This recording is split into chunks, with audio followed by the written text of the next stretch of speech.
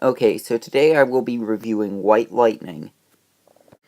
So, this is the sister coaster to Mind Blower. So, my expectations were set pretty high, because, as you know, a few days before riding this, I rode Mind Blower, and you know how that thing impressed me. And I must say, I was a little bit disappointed by this ride. I mean, I wasn't expecting it to be Mind Blower, but I was hoping it would be maybe on the level of Mystic Timbers and Thunderhead, since it's a GCI, and it just wasn't. This is a family coaster for sure, but it's still a very good family coaster. And I mean, even though I said it's certainly no Mystic Timbers, I'd say it did.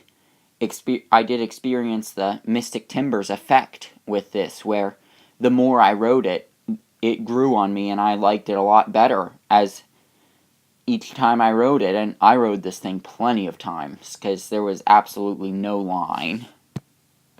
So, one of the best things about this ride, I would say, is its re-rideability. I rode this thing more than 40 times, often not even getting out of the train, because there was just no one in line. This had probably the best operators in Orlando, unlike a certain coaster I know where they would float operations and eject you from the line.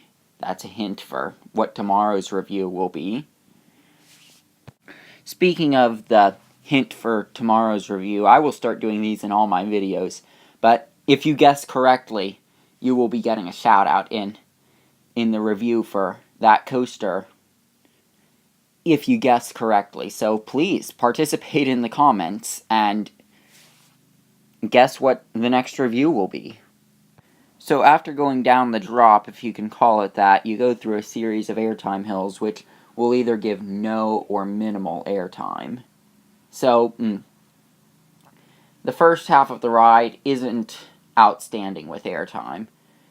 You will get some good airtime if you don't let them push your bar down all the way, if you don't let them staple you, which they will do. Well, actually, the bars might lock if you don't let them do that, but you'll get good airtime if you're not stapled in. And then there is that turnaround, which is actually a really good turnaround. From what I've heard people say about Fury 325's turnaround, no, I haven't ridden Fury 325, but that treble clef, I've heard people say, oh, the sideways airtime is so fantastic. Well, the description, you do kind of get that here. It's obviously not as intense as as Fury would be, but you do get some good airtime off of the overbanked turnaround, and that's probably the best part of the ride, honestly. So after the turnaround, the second half of the ride is similar to the first half, where you won't get a ton of airtime. You might get some if you're not stapled in, but you won't get all that much.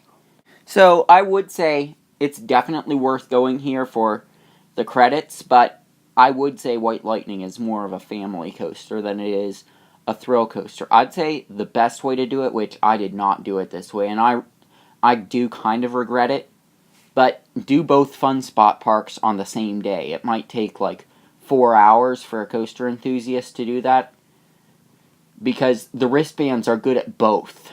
So I fully recommend going here first, and then going down to Kissimmee and doing Mind Blower, so that basically you warm up here, and then you go down to do the super thrilling, awesome coaster down there. Then you get all the credits, and you just pay one price for it all. So, overall, White Lightning has an awesome operating staff. That turnaround is really cool, and the rest of the ride is really just a family coaster, but it's a good family coaster. But since it was a little disappointing, since it's supposed to be the counterpart to Mind Blower, I'm going to give it a B-.